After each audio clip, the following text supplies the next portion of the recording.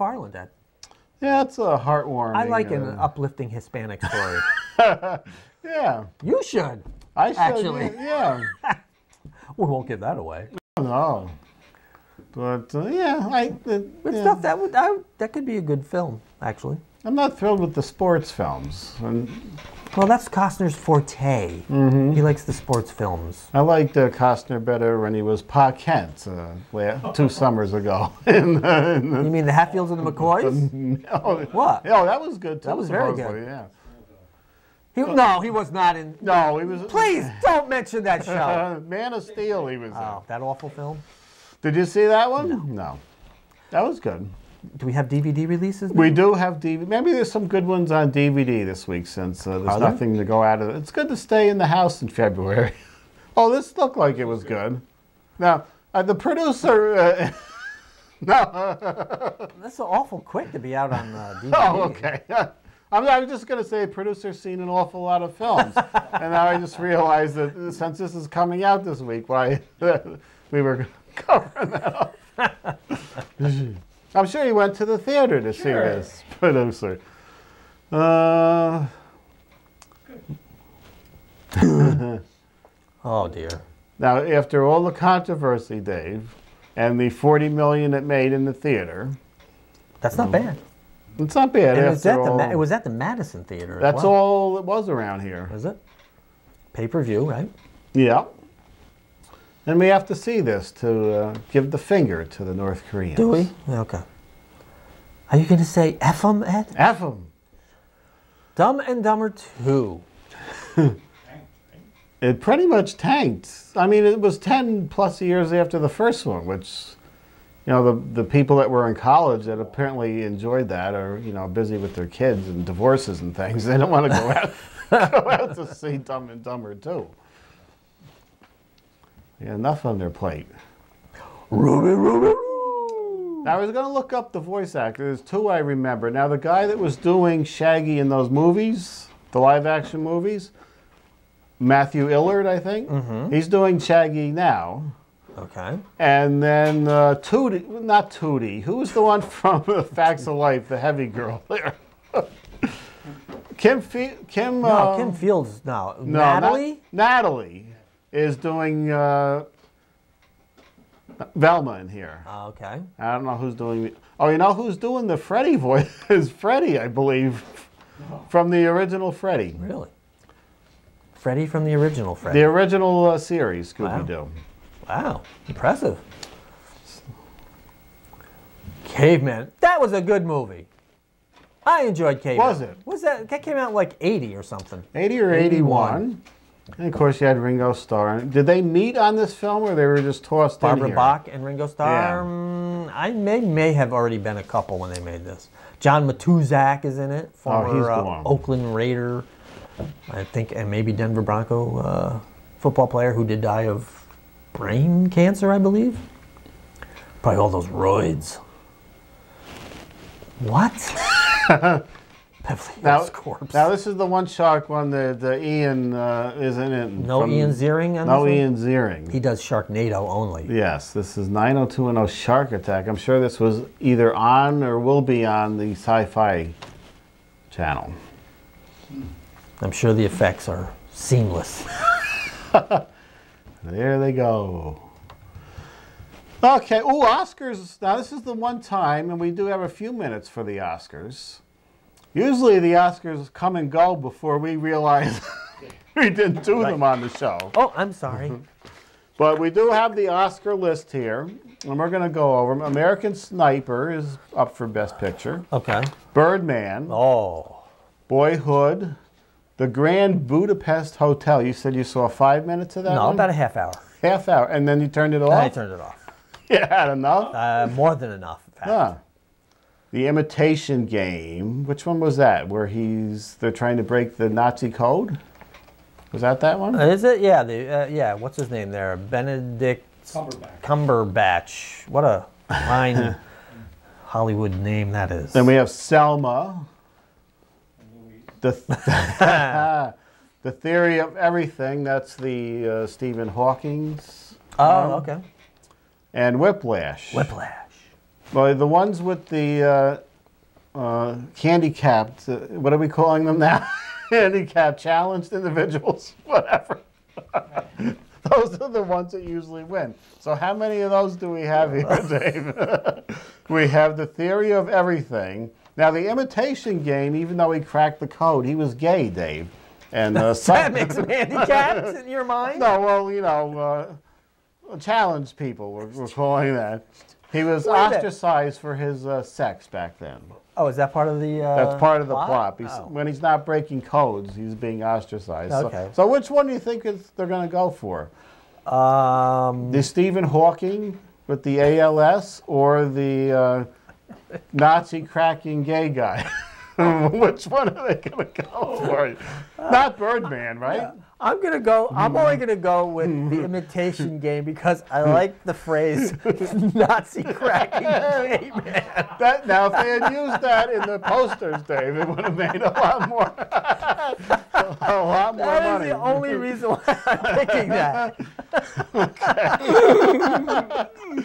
That was well put. Put that right on the poster. Otherwise, it would not even have been on my radar. Okay, I'm going to change it because I put The Theory of Everything. I'm going to change that now since we came up with it.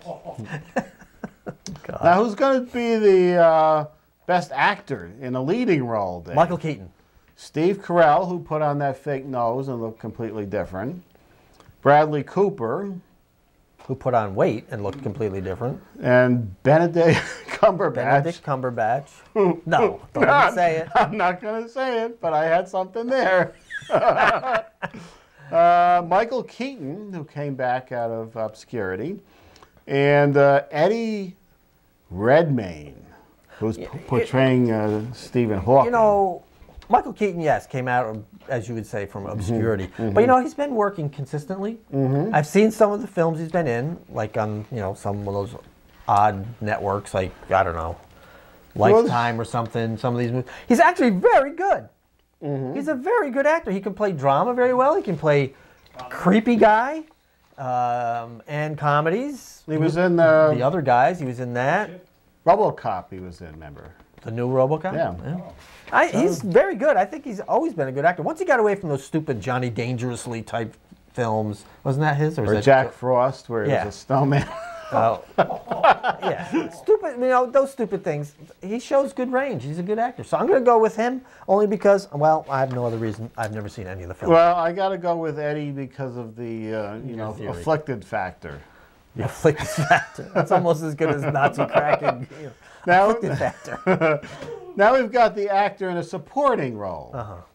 And we have Robert Duvall, Ethan Hawke, who was in that, what was he in? Oh, yeah, but he was in a horror movie I just saw. Wasn't he in the first Purge?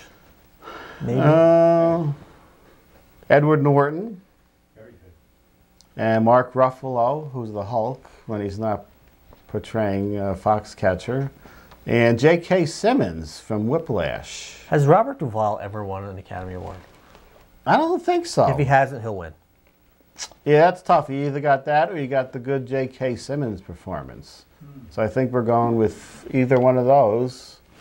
I think Robert Duvall's been nominated too many times, so they're going to bypass that. No, I think he has to win one. He has to win? If he doesn't, he might be checking out at any moment. You know, he's not young. No. Not a young man. Okay. I'm going to go with that reason. And Mark Ruffalo is getting a good buzz. Did you see Foxcatcher, producer? No. You missed out on that one. Producer's seen more films in the past couple of weeks than we've seen all year here, Dave. Which isn't saying much for me. Well, actress in a leading role, we've got Marion Cotillard. Cotillard. 2 days, 1 night, one film no one's seen. Oh, yeah, we got to wrap it up. We'll do the two biggies here, then we'll wrap it up. Okay. Felicity Jones, Julianne Moore, Rosamund Pike, who was nude in that Gone Girl, I think. Well, then we should give it to her. And Reese Witherspoon, who was nude in Wild. She was? Yes. So do you go with what kind of nudity are we talking? We'll have to check with Mr. Skin. Are we talking just breast action? It's probably just boobs. Or hiney? It might have been hiney. She was wandering into water or something. Okay. I'm going with Julianne Moore. Yeah, that's the, I think she has, what, Alzheimer's? An affliction, as you would put it. The affliction factor. Yes. Okay, we'll do one more here, and then All right. maybe next week we'll do a couple quickies. This is the supporting actress, which is Patricia Arquette, Laura Dern, Keira Knightley, and Emma Stone. I think there's somebody on the next page. Meryl Streep, will throw her in there. Well, can we actually do these on the next show? Because the Oscars will have already been passed. They will have been passed, but maybe we'll just talk about a few of the nominees. They will have been chosen already. Okay. Well, I have no idea on the supporting, so you go with that one. I said Laura Dern, or it's got to be Laura Dern or Keira Knightley. I'm not going to give it to Meryl Streep for that singing witch performance. So I'm going to go with Laura Dern for some unknown reason. Okay, for some unknown reason. Okay. Now we have time for the game? Check our predictions in next week. We have time for the game? Continue that and skip the game? Or?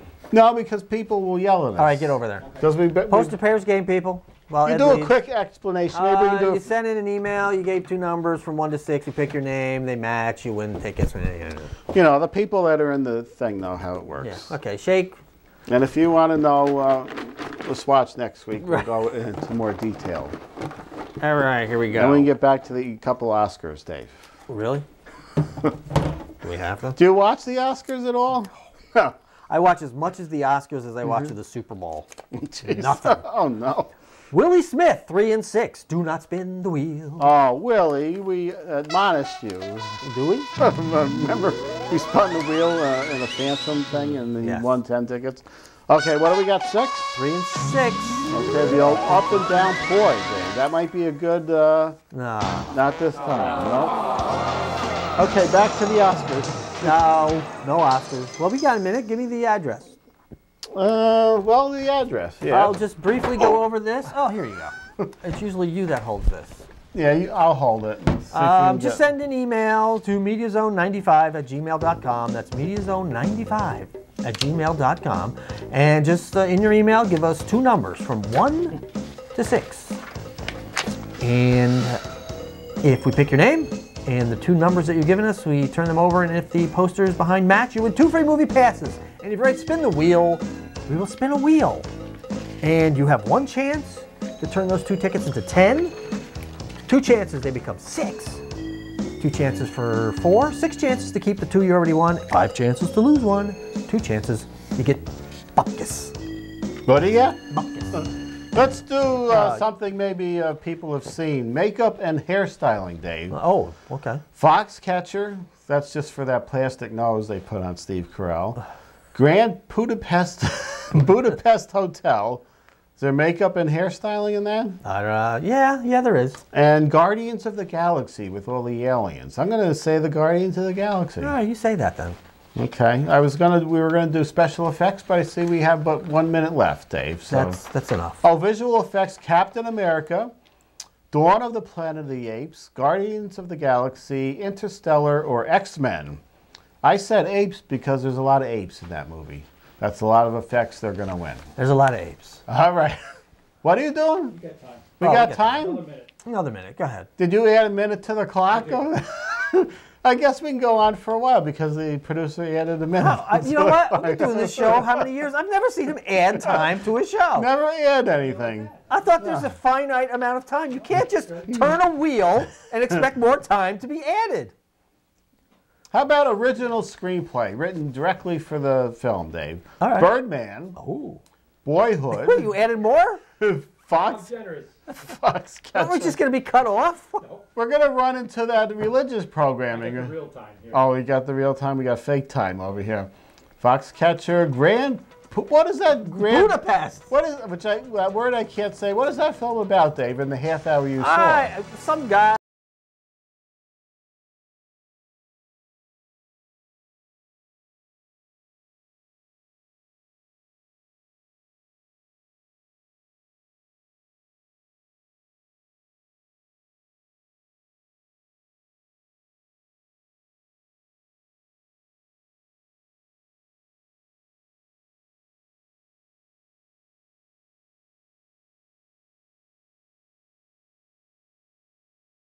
For the Price Chopper game and have fun with that, and then some more films.